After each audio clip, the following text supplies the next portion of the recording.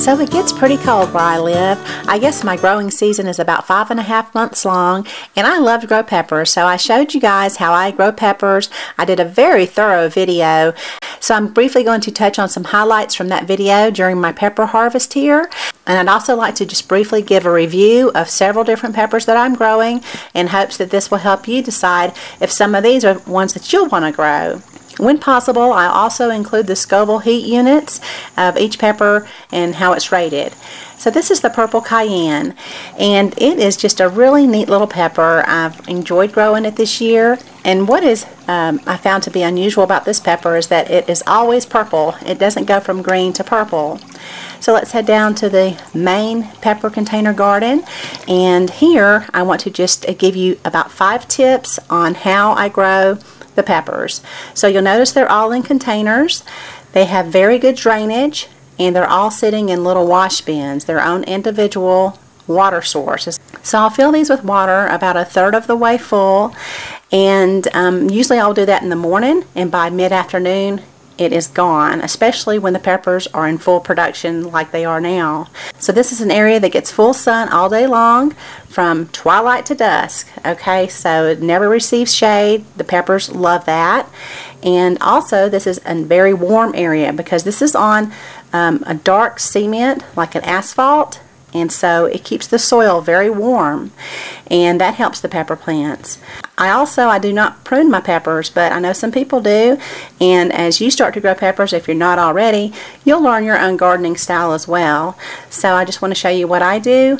And then the last tip is, but because these are in containers, I can actually plant them out a month early in April, and then if we have 1 or 2 cold days, then I can just move them indoors for protection. So let's go ahead and take a look at the first pepper. This is the Thai yellow pepper, and I know from experience this will not be yellow until September. It is the last pepper to turn yellow for me every year, but it is wonderful and it's pretty hot too. And this is what is called the Haba. I think that's how you pronounce it, not real sure. But I've been waiting on these to turn red, so I have some red ones now. This will be just perfect. I've already used some of them yellow in hot sauce. And when you're harvesting your peppers, don't fight with them and don't force them. If they just come off easily when you bend them backwards, that's great. You don't need to cut them. However, there are some peppers you will need to cut them off with your shears, or you may break your branches on your pepper plant. So be careful. Your pepper will let you know how it wants to be harvested, okay? So don't force it. This is the Serrano. I've been waiting on these also to turn red. I grabbed a couple of green ones as well. I also have a jalapeno pepper plant, which I harvested, and I grabbed a few off of there. And this is a Spanish Mammoth pepper, and I've grown this before, but I don't recall it getting this big. It is just really, really nice. It's a beautiful sweet pepper, and they grow huge. I have another one growing in another garden that's probably double this size. Really, it's just wonderful. This is a little French pepper. I grew this last year for the first time. I just loved it. It's just a cute little pepper, and it's very productive, and it turns red very fast, so I don't have to wait around on it to turn red. They're just great, so I really have enjoyed growing that pepper. This is a habanero orange, and it is a pretty hot pepper. You guys know habaneros are pretty hot, and this is the 2nd year growth for this plant, so it is loaded down with peppers. And this I overwintered in my garage, but I went into detail for you how I do that in my pepper growing video towards the end of it. So I extended the season for this plant, and it is really producing. I think I ended up harvesting at least 100 peppers off of this plant.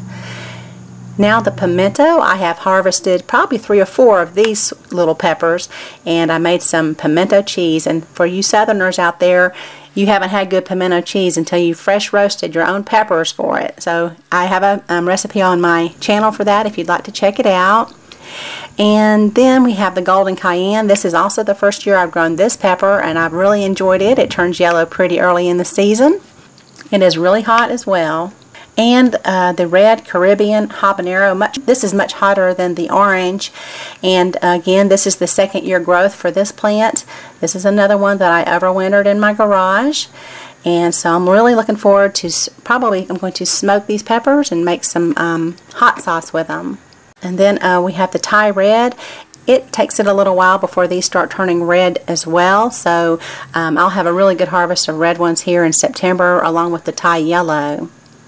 And it started to rain on me, so I put my camera indoors and I did go ahead and harvest this Tabasco plant. Now this was a very hard plant to harvest. I had to use my little shears and cut off each one of these tiny peppers. It's a very tedious little process. So I took them inside and this is what I ended up with. So I'll just lay them out here so you can kind of compare the sizes of each of the peppers. If you have any questions about them, just leave them in the comment section below. I'll be more than happy to try to help you. And thanks so much for watching. Y'all have a beautiful day.